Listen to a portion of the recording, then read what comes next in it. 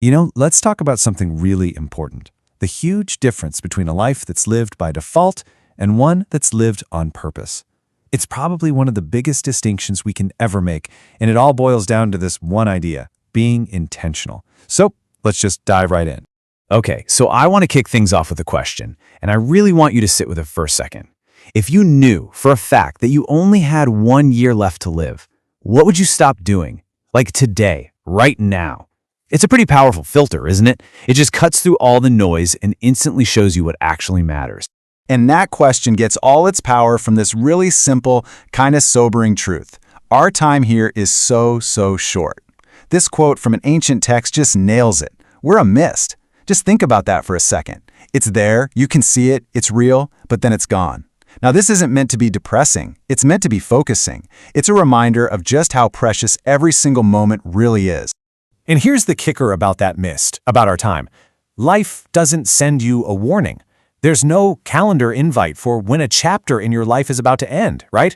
You don't get a 2 weeks notice. It just happens. And that is exactly why the time to be intentional, the time to live the life you actually want, is always right now. Because this is how it happens. This is the silent danger. It's not some big, dramatic event that knocks us off course. No, it's a slow, quiet drift. You live one day on autopilot and you barely even notice. But then those days quietly start linking together. They become a week, then a year, and before you even realize it, that slow drift has become the entire story of your life. And this right here is the trap that so many of us fall into. We get confused and we think that being busy is the same thing as being intentional, but they are worlds apart. Being busy is reactive. It's putting out fires, answering every ping and notification. But being intentional, that's proactive. You're building the fire you want. Busyness is scattered, while intentionality is focused. It is the absolute difference between having a calendar that is just full and having one that is truly purposeful. And that difference, well, it leads to this really startling and honestly sometimes painful realization. We look up from all the chaos and all the activity and we think, wow, I was so busy, but was any of it intentional? Did all that running around actually move me closer to the things that matter most? And if we're being really honest with ourselves, for a lot of us, the answer is no.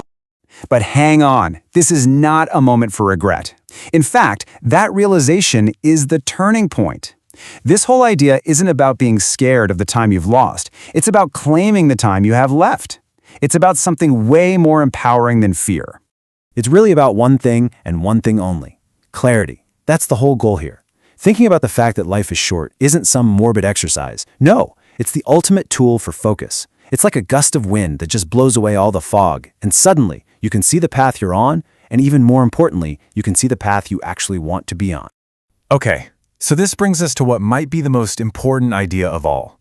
We're going to take a word and look at it a little differently. The word is worship. Now, for just a second, forget any religious ideas you have about it.